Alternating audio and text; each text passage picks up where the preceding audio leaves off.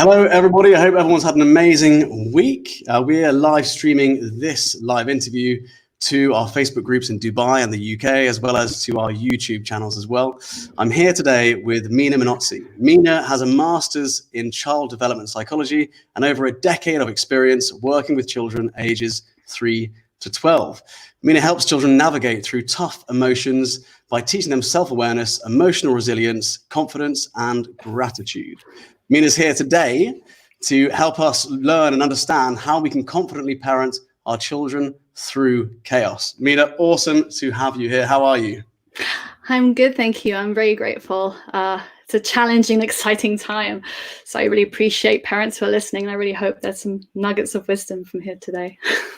Absolutely. Well, I know from lots of our previous chats, I know we met in Dubai a couple of months before about a couple of weeks actually, before the lockdown, wasn't it? Yeah, it was. I'm lucky to get back to the UK and not have any problems being quarantined. Wow. Yeah. That's it. And we had some amazing chats, about bullying in particular, but also about child development and parenting and all these important things, developing confidence. So, no doubt there's lots of amazing insights that parents will really enjoy from this. Valerie's already here. Valerie says hi. Hi, Valerie. How are you? Good to see you. Guys, as soon as you come on, feel free to comment, say hello. Any questions you've got at all as we progress through this live interview, feel free to write them down and we will highlight them. So, Mina, would you like to tell me a little bit about how you got into what you're doing now? What is your background?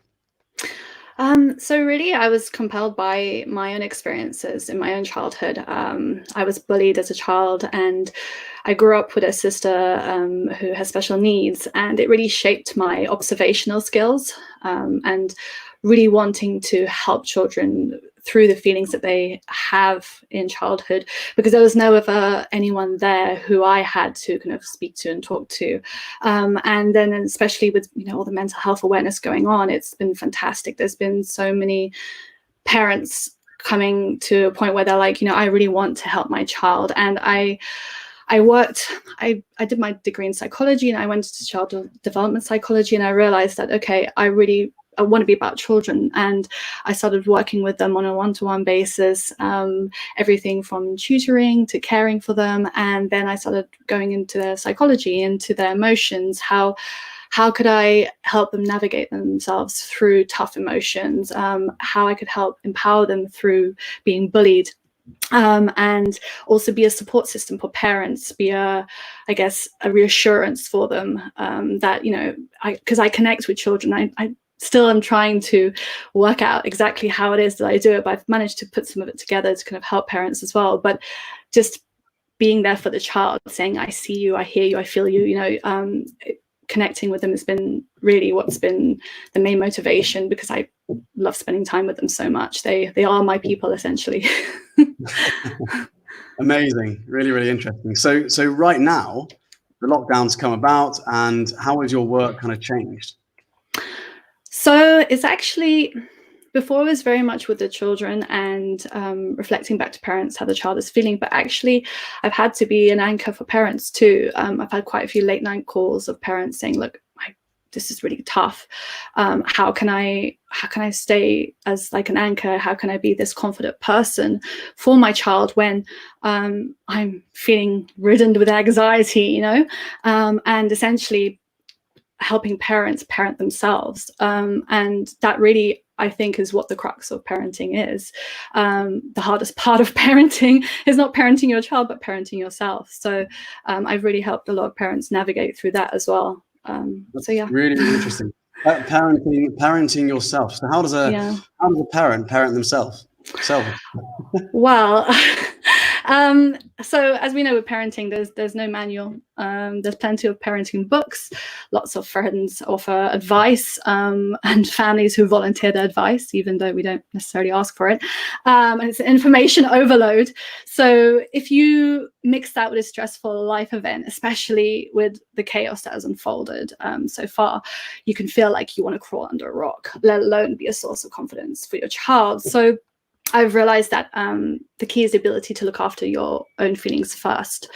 And there's 3 parts to that. So there's reflection, goals, and expectations. So with reflection, you can look inwards. If you can't control what's going on outside of you, but you can control what's going on within you. Focus on your self-awareness. So how are you feeling? Okay, I'm feeling scared. Okay, why? I'm afraid for my children.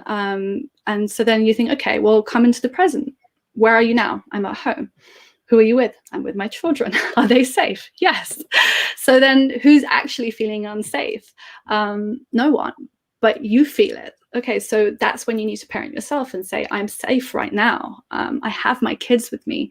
I'm at home, and practicing gratitude for what you have in the present moment. And then in terms of goals, choosing goals that lead to connection. So it's completely natural to want to control, and we seek it far more in stressful situations. And we wake up, and the parents have said to me, they constantly set goals. So it's, okay, the aim today is to get the kids to sit still, focus and learn. They're going to eat their lunch by 12:05 and commence lessons again by 1 p.m. sharp. And the list goes on, right? And it's a barrage of daily goals. And really the result is that, if they didn't do that, if you asked yourself for a moment, if this didn't happen today, would the result be that my child would end up being unintelligent? No. Or would they be a failure? No. But that's what you fear. So why don't we think about this? Why don't we think about what we do know? And as every parent knows, when you're stressed out and you're not in a good place, everything goes wrong. The kids definitely don't listen, and they can feel the unease within us. So the goal should be very simple. It should just be, my goal today is to help my kids the best I can. Simply as that. And in terms of expectations, I spend a lot of time managing parents' expectations, as I'm sure you do as well.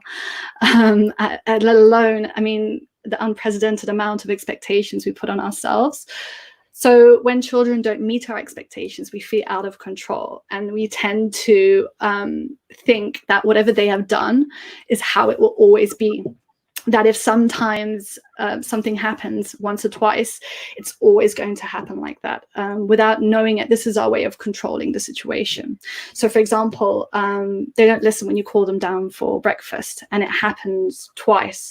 And then the thought creeps in and says, see, they will never listen. And yet when they try and take their first step and they fall, so when a child takes a first step and they fall, we don't think, see, they're never going to walk. So be aware when you are giving permanence to an action, even if it's been repeated a couple of times. It's, this leads to unfounded expectations of children and of yourself. I love that term, giving permanence to an action? Giving permanence to an action, or what has been said, what's been done in front of you. So if a child is being rude once or twice, you think they're always going to be rude. Or if they, as I said, are not listening, or they show a negative behavior of some sort, you think, oh, they're always going to be like that. We tend to give permanence to that, thinking it's always going to be like that, because we want to control the situation instead of being, I guess, curious learners. Really, really interesting.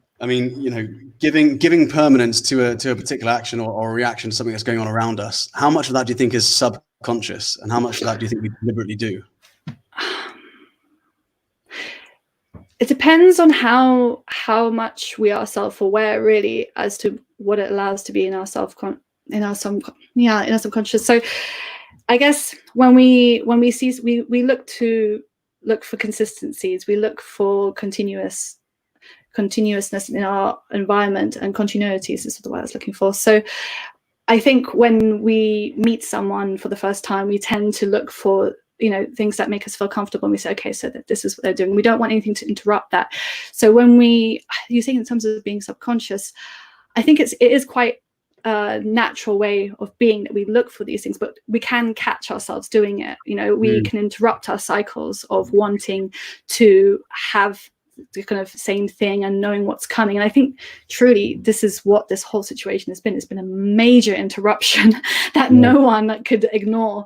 And that's why it's been pretty tough, because we haven't been taught the skills to deal with these interruptions and how to adapt. And I think that's really key, is learning to adapt. And kind of, I hope there's going to be a lot more content, a lot more schools of thought in adaptation, because we assume that we just adapt, but actually we can adapt gracefully, or we can adapt, screaming and shouting, and there's different ways of doing it. So yeah. Really interesting. I completely agree with you, especially when it comes to adapting, being one of the most important things that we can do right now. From my perspective, working with parents, but also working with small businesses to help them, those who can adapt are the ones who tend to thrive, right? And one of the best ways I've found to help someone adapt in a chaotic situation is to simplify what's going on around them.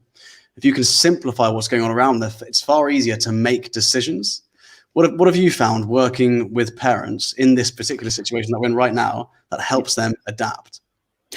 So I think it's really their communication skills, their language, again, not towards their kids, but towards themselves. So when we talk to ourselves, we need to be aware of that little voice in our heads, the inner commentary, what parents think but don't say out loud, which, by the way, is the source of many fantastic parenting memes. And although it can be humorous, it can also be extremely judgmental of us. That your child doesn't do their homework, and the little voice says, "See, your kids didn't do their work, and they're not listening to you, and that means you're a failure."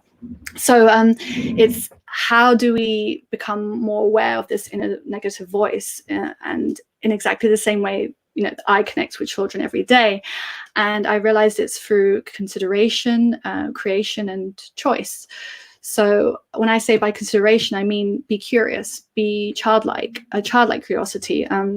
I learn as much as I can about children when I'm working with them by observing them and asking questions, and the same can be applied to the inner voice. So let's call it the voice of your inner child. So observe what triggers it, and what it repeats to you. For example, if your child's rude to you, your inner voice is triggered and it says, "See, that no one respects you," or even "you're not worth the respect." And then if you make a note of these, you'll see a pattern. So like we look for patterns in other people's behavior, we can look for patterns in our own. And then you can start to question the truth of these statements by looking to create. And the creative side is thinking creatively completely counteracts these judgments. So how can I take this rudeness and transform it into an opportunity to learn? It shifts from this is an attack of rudeness on me to actually, is this an opportunity to learn? Learning about yourself and creating learning for your child. And I guess finally, it's really about choosing to be empathetic.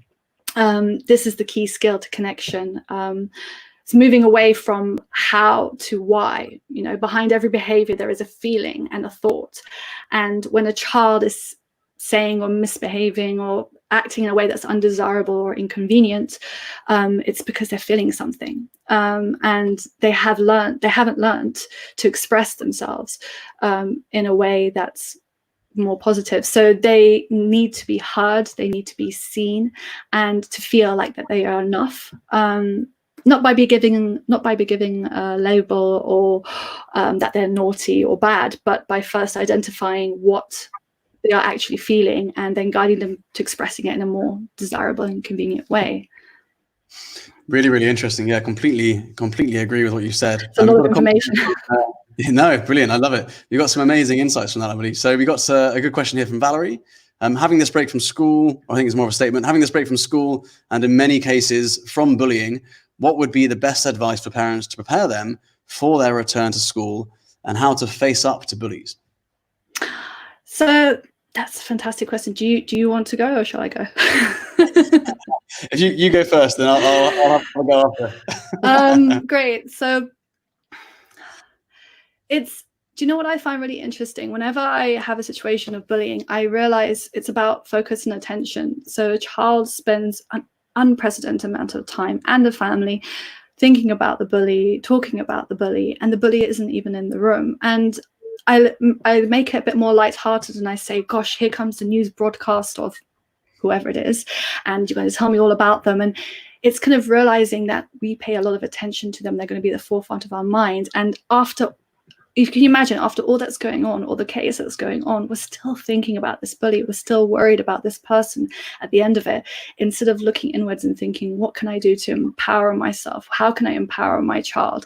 How can I make them aware of all their fantastic qualities? And I'm not saying by saying to them, you're amazing, you're incredible, but reflecting back. It's truly through descriptive praise, that we can help children in saying, I love the way you do that because you explained it really well, or this is so beautiful because of the colors. It's just becoming a lot more descriptive so that they have the emotional vocabulary to be able to help and speak up for themselves and feel what they're feeling and not be targeted so much. And when they go to school, the last thing they're thinking of is this bully. I mean, it's, you know, for them to think that this person is looking to, because you kind of need to make it in a silly sense as well, like, oh, so you're going to go back to school and is this person been plotting the whole time how they're going to bully you? No, they've been going through their own thing as well. But the child, you have to kind of break down what the child's story is of this bully and actually realize that it's not the case. Add a lot of humor to it so it lightens the situation.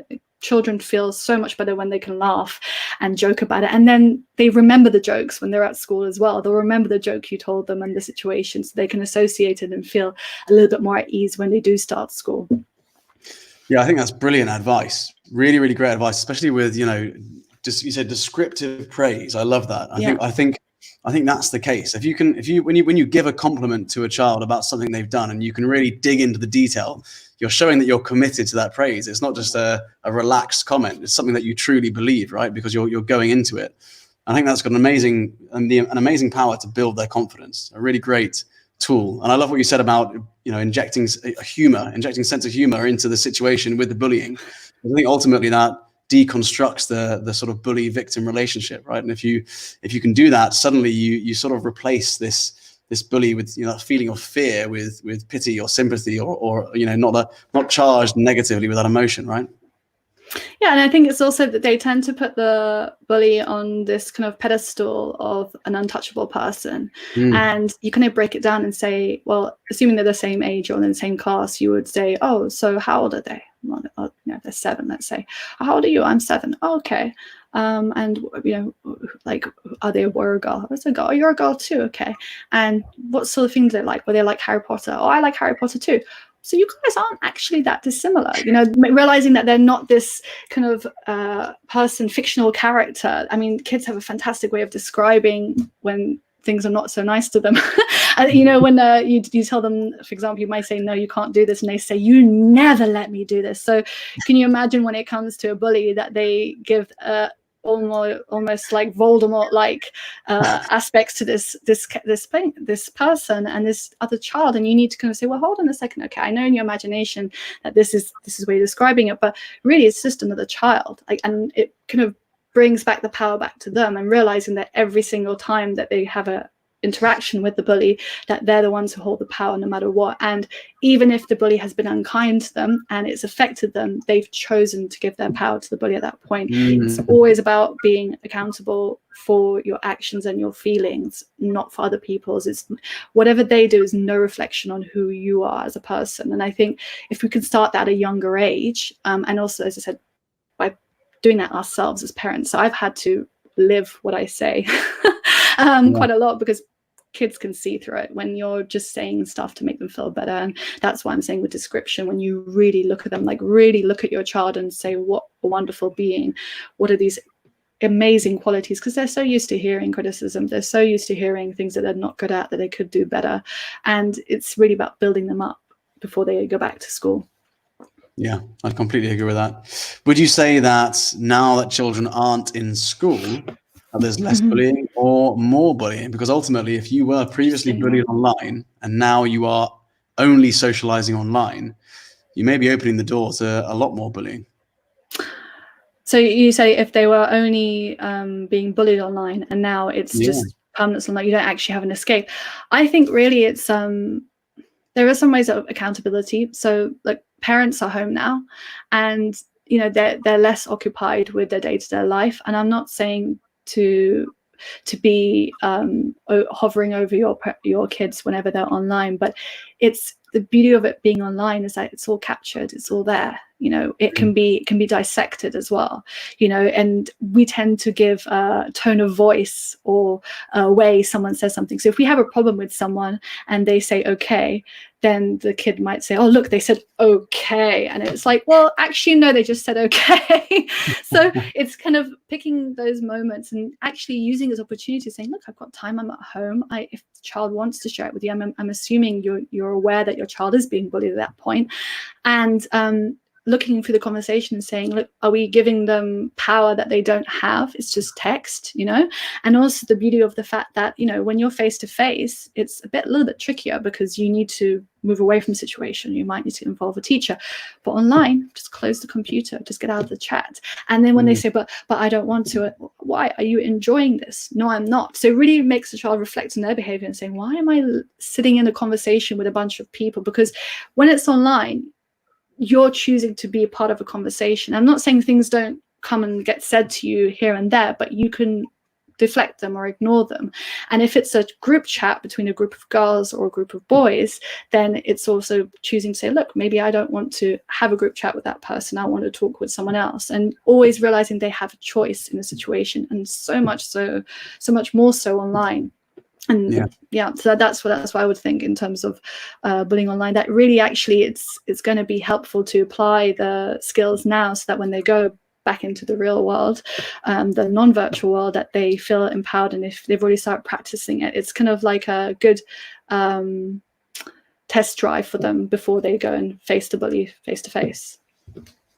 Yeah, brilliant advice. I think the interesting thing about bullying and cyberbullying, from my perspective, we're working with a lot of parents, mentoring parents through bullying and workshops, that sort of stuff, is that it's one of those communities that's very hard to analyze. So what we do in the Not a Victim program is we take parents through this community analyzer tool. And this tool basically breaks down the 5 communities, or what I call micro communities, within a child's life, which make up the bigger picture of who they're mentored by and who they're influenced by in their peer groups. And one of those communities is always online community. And when we ask parents to fill in this analyzer and to dive into what impact this online community makes in their child's life, it's really, really difficult. And one of those reasons is that they don't monitor the amount of time their children spend in that community. It's one of the communities where they spend the most amount of time. So if you imagine, a child has their phone, they've got their iPad. In so many cases where I found children are being bullied, they're actually, they're looking at messages, being bullied while they drift off to sleep. This is the level it gets to, right? And there's no escape. They feel like a prisoner in their own home. And so, if you send your child to a football club and they come back upset, or you send them to school and they come back upset, straight away that they've spent the last hour or whatever within that environment, which has made them upset, and they've been bullied, right? If you imagine your child is online being bullied, they're being bullied throughout the whole day. It's hard to pinpoint that is an online community that's causing that. So one of the things I found that really helps is you have set times. So if you have a set time with your child and you give them a slot to go online, maybe you tie it into their character development so they earn their chance to go online by doing something to improve their confidence, conduct, and concentration around the house. Maybe their daily habits, they do that, guys, and they get 1 hour online. Then how they're feeling going into that community, and how they're feeling afterwards. And I wouldn't directly ask them afterwards, did you get bullied in that community? I mean, it's like asking when you come back from school saying, how was your day at school? They're like, fine. They're not going to give you a straight answer. It has to be, I understand completely. I think you use roundabout questions, who did you speak to? What did you enjoy doing online? What did you get up to? That sort of stuff. Roundabout questions. How are you feeling? Or you just try and sense their tone of voice afterwards. If they seem pessimistic, then you have a good idea of how they're feeling.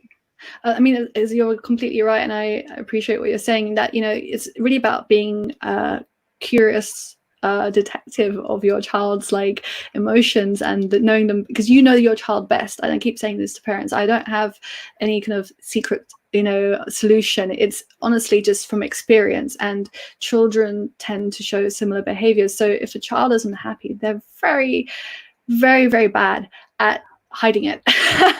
And it will be written all over their face. And actually this is a good point as well, if they are misbehaving, if they are showing some undesirable behavior, if they're hitting their brother, fighting, if they're not necessarily doing something that's as obvious as maybe just being sad, it can be expressed as anger. That for you is not saying a point where you have to reprimand a child, but saying, oh wait, this is a flag. okay, there's something up and I need to find out what that is. Not by saying, what's wrong with you, but saying what you see. So I see that you hit your brother. It feels like you're not very happy or something's up. Can you share that with me? And, you're just seeing and then observing and kind of reflecting back. So the child has the opportunity to express, rather than labeling and saying you're not listening and you're being rude. You just literally saying, look, I see that, you didn't want to eat your dinner. Is there something that you would like to share with me? How are you feeling at the moment? So it's just an observation, non-judgmental, and an open opportunity. And the child may not straight away open up with it. It might be later, but they will if you persist and kind of just look for the little moments of saying, this is what I see. What's going on? And then remind them of who they are.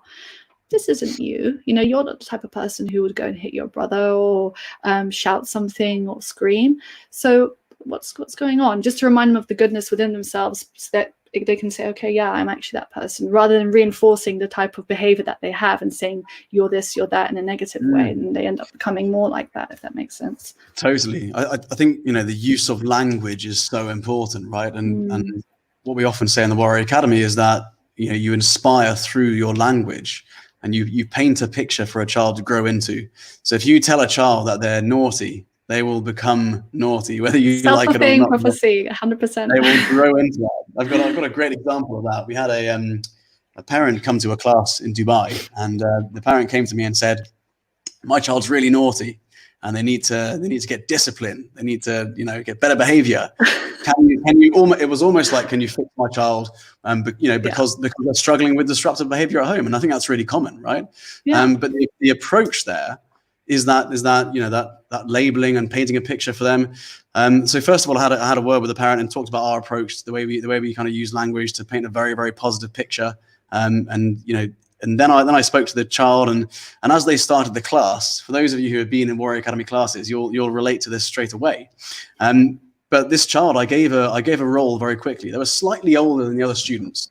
But they felt like they were a naughty child. And so when they're told they're a naughty child, they play up to that role. And I could sense that they were about to play up to that role. They got over the fact that they were in a new environment with a new community, and it was about to be time for them to step into the role they were used to playing up to. So what I said was, look, I've been watching you for the last 5 minutes in class. I can see the other students look up to you. I think you'd be an amazing leader in this class. And you could see just like their face completely change, as if as if they've never been told that before, that they could be something different other than a naughty child. And they suddenly grew into this role. And so we had them on the front line, and they were the line leader of a particular line. So their job was to make sure everyone was on their particular line. They took that role, really, really seriously. And within 2 weeks, there was this huge turnaround in their behavior. And it's just inspiring through language and painting that picture, right? I 100% agree. And while you were saying that, the lyrics from Eminem came up. The song says, "I am whatever you say I am. If I wasn't, why would you say I am?" And I might be slightly misquoting him, but I think I'm right. That Are you going to perform the full rap for us? No. No.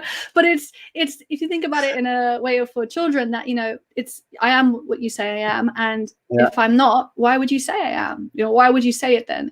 Not realizing that, but I'm just saying it because that's what I see. But you're actually labeling. There's observation. They're saying you hit your brother, and then they're saying you're naughty. Two separate things, completely separate things. Right? Yeah, and it's just literally, you did this. It's a fact. He did it or she did it or whatever.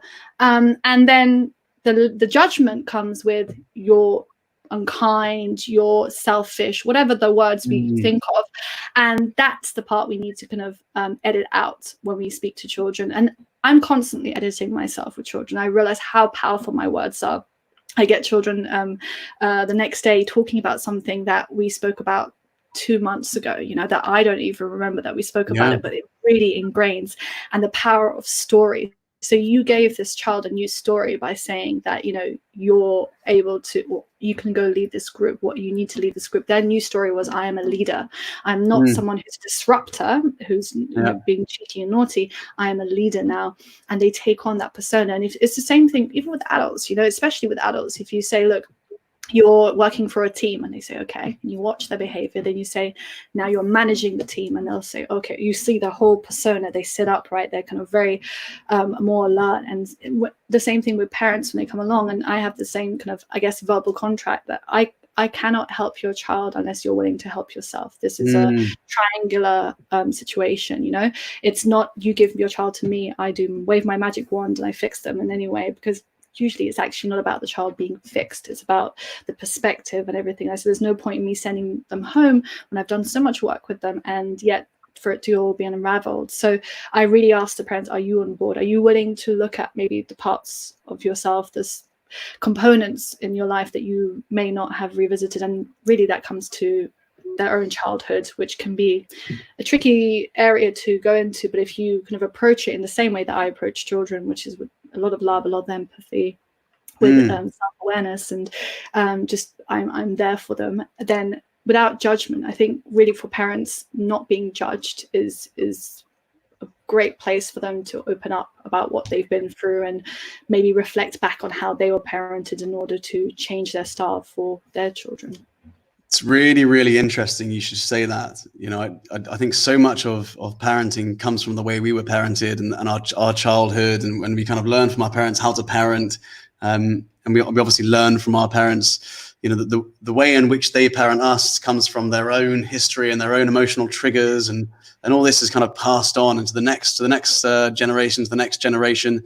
And I think ultimately, until you have this kind of moment of awareness where you're able to spot when you're feeling emotionally charged by something, and then you're able to kind of join the dots back up and realize, why am I reacting this way, and why am I feeling this way? And we had an amazing chat with Nancy yesterday. She's Dr. Nancy Haynes. She's a confidence coach. And she had an amazing story about how her mum used to be very particular on the way she looked. So she would be very strict with Nancy on the way she looked, and ultimately, it led to about 10 years of chronic bullying for Nancy. And then, Nancy changed the way she was so that she was a confidence coach and a presentation coach and all this sort of stuff. And she eventually had a chat with her mum, and, because she became a bit more aware of the situation, and said to her mum, how was childhood? Were you ever bullied? And the mum said, yeah, I was bullied for a long time, but, on the way I looked. And it's incredible. That story for me just highlights it perfectly.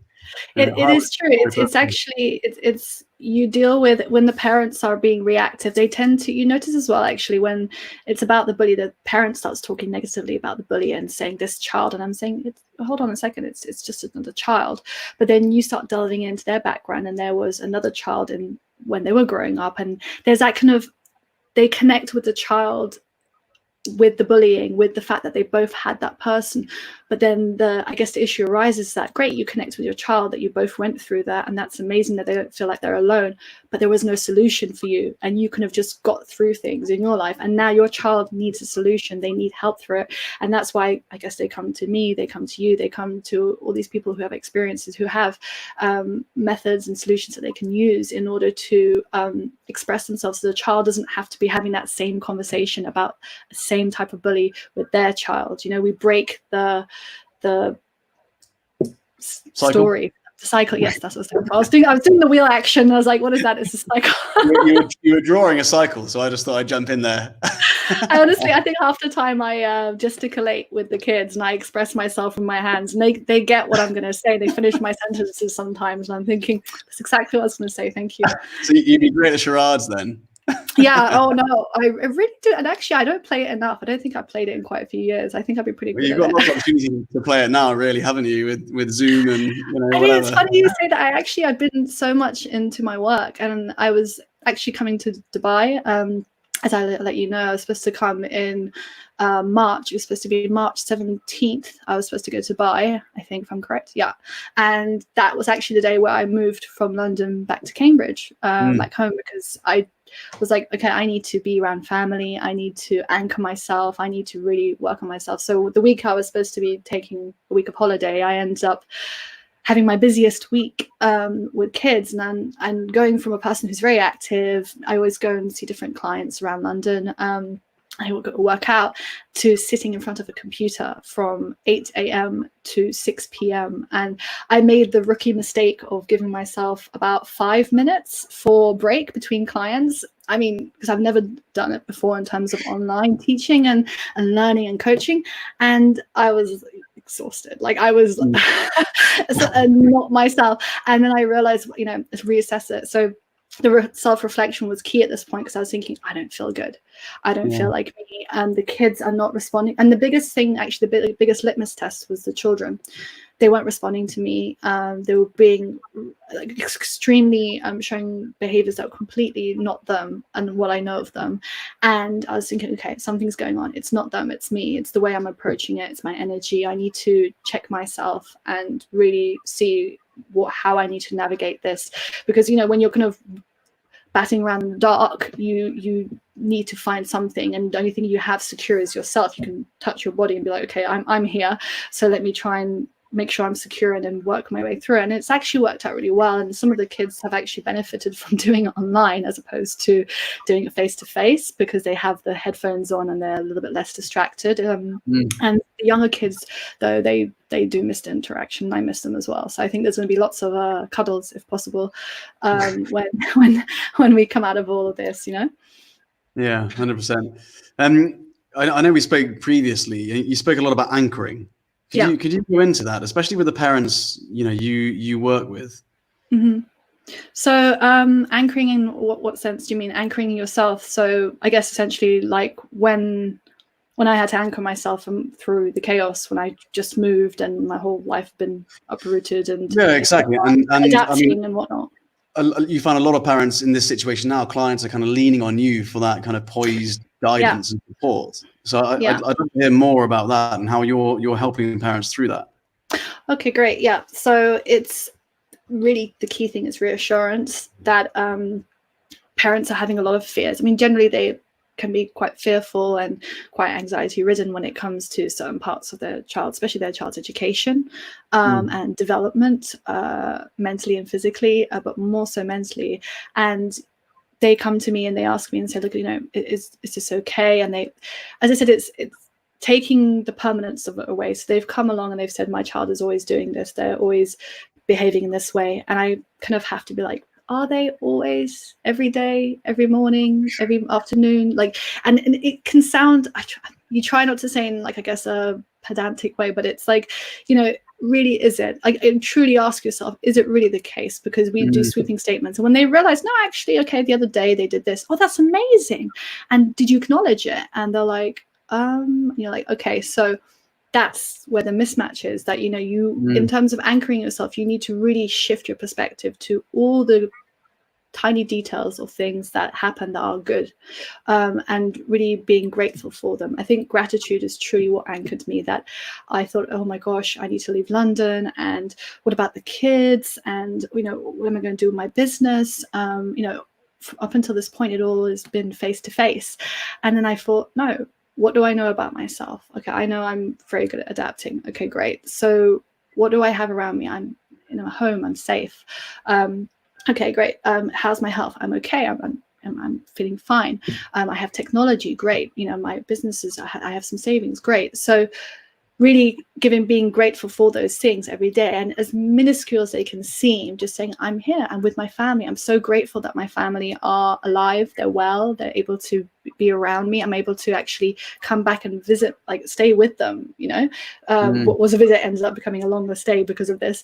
But it, for other people who are across the world from their family and they can't see their parents, they can't see their friends, and for me it's not the case with this particular situation. So you can always find gratitude if you truly look for it, but you can also find negativity and pessimism and things wrong if you really look for it too. So you get so habitual to looking for things that are not quite right, and looking at these, and you need to anchor yourself back into what is right with your life. I mean, the fact that if you're sitting here and you're listening to this right now, it means you have a computer, a laptop, some sort of technology in front of you, that you have a comfort of sitting somewhere that's safe, and that you can take this in and use it as your the way you want and the way you wish to. So it really we kind of need to take those moments. And I started doing that a lot with parents, that, even on the way to school, being grateful for the fact they're in the car. I mean, things that we took for granted was massive. You know, now we think we're just going dropping the kids off and how stressful we used to be, and actually there is no dropping the kids off now. It's actually a whole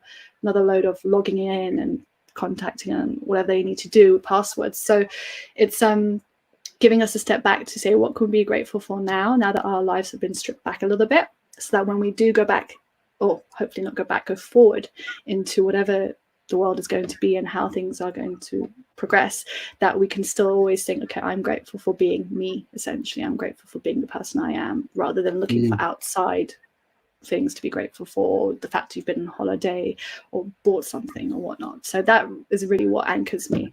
Brilliant insights. I know that in the Warrior Academy, especially in the UK, led by instructor Matt every single morning, instructor Matt just wrote, gratitude is my anchor. I love that. Brilliant. And instructor Matt takes all the students through a daily habit routine every single morning. So you have about 50 students every morning who log in at about 8:30, I believe it is, and join instructor Matt to write down 3 things they're grateful for. An actual fact, I've got mine here. No, we ask students to fill up a gratitude jar. So there's this transparent visual representation they can look through to see exactly how grateful they are. And over time that builds up. And then when you reach the top, you can open the jar, pour it all on the table. And as a family, you can pick up these pieces of paper from, maybe a year or 2 ago, from what you were grateful for that day.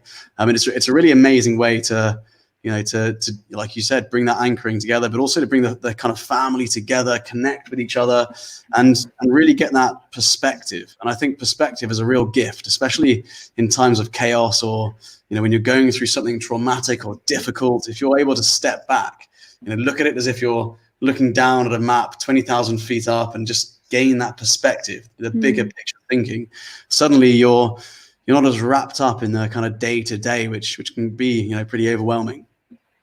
It's 100% agree. I love that you do it with putting it in a jar, because I actually do the gratitude chain. The paper chains you made at school, which were nice and colorful. You do them for birthdays or for Christmas. I remember, and whatnot. Yeah. I sit with my I have it. I don't want to go get it, but it's quite long. I sit with the kids and they do their gratitude chain. I do my gratitude chain, and it's not necessarily having to write "I am grateful for." They can just talk about it, and they can do a picture, or they can, as long as it's some sort of symbolism that they understand, that if they were to look back on it, they know what they were grateful for at the time. And they can do 3. I think minimum is really 3, but usually they can do more if they want to. And then it's a case of looking at how long it gets. Do the kind of excitement and anticipation of how the challenge of how can we make it so long that I might slightly over exaggerate and say, I have a kid who has one that goes all the way around the house, and they're like, really? I'm going to make mine go all the way around my garden. So it's that sort of like excitement that it's a practice, but it's fun too, that they get to put it together and see how much they're grateful for, because when you see the quantity and the length of it, and I have one kid who has 2 shoe boxes full, and they need to put them all together, and it's the fun and the kind of possibility of like how much gratitude can I have. And I try to steer away from repeating, because it can get very easy to okay, I'm grateful for the same things every day, day in, day out, but you kind of try and give them a little bit of nudge for creativity, but by doing it as well. So you set the example. And I think with parents and a family doing it together, a gratitude chain for the family, and seeing what they can build together is incredible. And I had another child who gave me a fantastic idea of doing gratitude lanterns, that you do these lanterns and you put light in them, and then you can, how beautiful it will be to see the words, the pictures, the images, whatever they use to describe it, and express their gratitude around the house. And I was thinking, that's an awesome idea. Thank you.